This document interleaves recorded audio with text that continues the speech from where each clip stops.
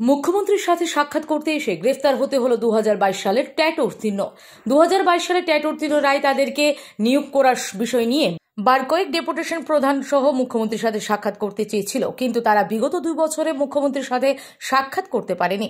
2 বছর অতিক্রান্ত হলেও তাদের নিয়োগের বিষয় নিয়ে রাজ্য সরকারের পক্ষ থেকে কোনো স্পষ্টীকরণ দেওয়া হয়নি। এই সমস্ত বিষয় নিয়ে রবিবার আগরতলার লক্ষ্মীনারায়ণ বাড়ি ল্যান্ড স্থিত মুখ্যমন্ত্রীর বাড়িতে সাক্ষাৎ করতে যায়, কিন্তু পুলিশ প্রশাসন তাদেরকে বাড়ির সামনে থেকে গ্রেফতার করে নিয়ে যায়।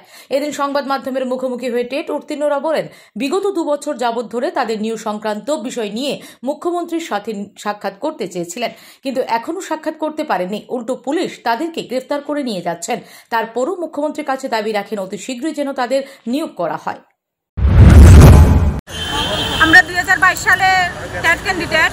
আমরা আজকে 2 বছর পর্যন্ত অনেকবার অ্যাপয়েন্টমেন্ট দিয়েছি সিএম স্যারের সাথে দেখা করার জন্য। উনি একবারও আমাদের সাথে দেখা করেননি। 2024 সাল প্রায় শেষের পথে, কিন্তু এখনো পর্যন্ত আমাদের নিয়োগের কোনো নোটিফিকেশন দেওয়া হচ্ছে না।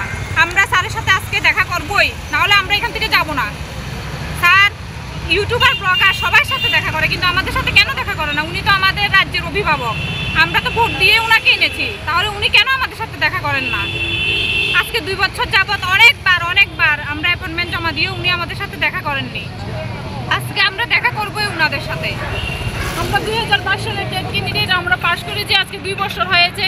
2 বছরের মধ্যে অনেকের ওভারেজ হয়ে গেছে, অনেকের বয়স অতিক্রান্ত হয়ে গেছে। যত দিন যাবে তত আরও ওভারেজ হবে, অনেকের বয়স আরও অতিক্রান্ত হয়ে যাবে। প্লাস আমরা লোন নিয়ে ডিএলএড বিএড করেছি, ঋণের ভারে এখন আমরা একদম দিশাহারা হয়ে গেছি। আমরা খুব ডিপ্রেশনে চলে গেছি।